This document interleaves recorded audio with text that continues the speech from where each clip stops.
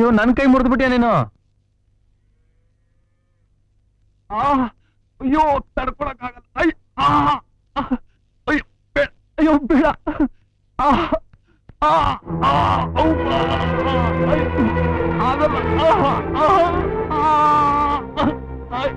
ನನ್ನ ಮಗನೇ ನಾಟಕ ಆಡ್ತಾ ಇದ್ಯಾ ಮಾದೇವ?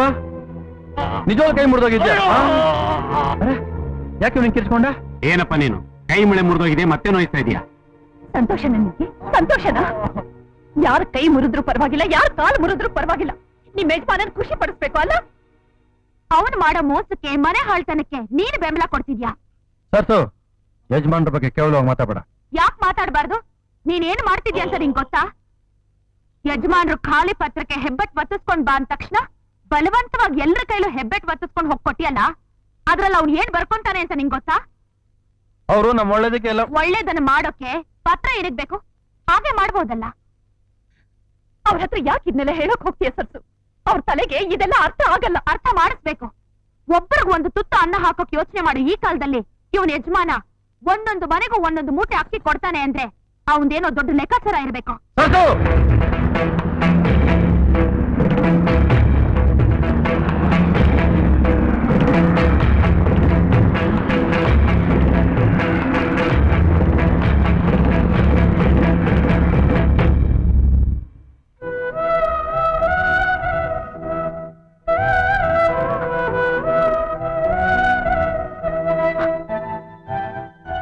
ಸರ್ಸು, ಹೊಟ್ಟೆ ತಾಳ ಆಗ್ತಿದೆ, ಊಟ ಬಡ್ಸು ಬಾರವಾ. ನಾನು ಬಡಿಸೋದು ಇಲ್ಲ, ನಾನು ಊಟನೂ ಮಾಡಲ್ಲ. ನೋಡು, ನೀನು ಅಳ್ಬೇಡ. ನೀನು ಊಟ ಬಡಿಸಿದ್ರು ಪರವಾಗಿಲ್ಲ, ಊಟ ಮಾಡು ಬಾ. ನನ್ಗೊಂದ್ ಮಾತು ಕೊಟ್ರೇನೆ ನಾನು ಊಟ ಮಾಡೋದು. ಅದೇನು ಹೇಳವ? ನಾಳೆಯಿಂದ ನಿಮ್ ಯಜಮಾನ್ರ ಹತ್ರ ನೀನ್ ಕೆಲ್ಸಕ್ಕೆ ಹೋಗ್ಬಾರ್ದು.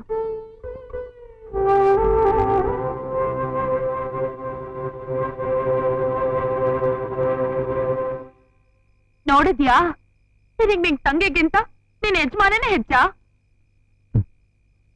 ನೋಡವ, ನಿನಗೆ ನಾನು ಯಾಗೋ, ನನಗೆ ನನ್ನ ಯಜಮಾನ್ರಾಗಿ. ಹೌದಣ್ಣ, ನಿನಗೆ ಅವನ ಮೇಲೆ ತುಂಬಾ ಪ್ರೀತಿ. ಅದನ್ನೇ ಅವನ್ ಚೆನ್ನಾಗಿ ಉಪಯೋಗಿಸ್ಕೊತಾ ಇದ್ದಾನೆ. ನಿನಗ್ ಗೊತ್ತಾಗ್ತಿಲ್ಲ, ಯಾಮಾರ್ತಾ ಇದ್ಯಾ? ನಿನ್ನ ಅಸ್ತ್ರವಾಗಿಟ್ಕೊಂಡು ಅವನ್ ಎಲ್ಲ ಕಾರ್ಯ ಸಾಧಿಸ್ತಾ ಇದ್ದಾನೆ. ಅವನೊಬ್ನೇ ಬಂದಿದ್ರೆ ಪತ್ರಕ್ಕೆ ಯಾರು ಹೆಬ್ಬೆಟ್ ಒತ್ತುತ್ತಾ ಇರ್ಲಿಲ್ಲ.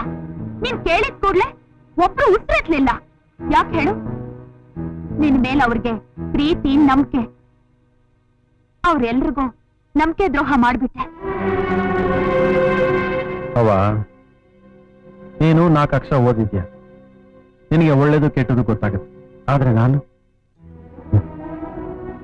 ನಮ್ಗೆ ಅನ್ನ ಹಾಕೋನೆ ಹೊಡಿಯ, ದುಡ್ಡು ಕೊಡೋ ವಿದ್ಯೆ. ಅಂತ ದೇವ್ರ ಸಹವಾಸ ನಮ್ಗ್ ಬೇಡಣ, ಬಿಟ್ಬಿಡು. ಆಗಲ್ಲ ಕಣವ. ಯಾಕೆ?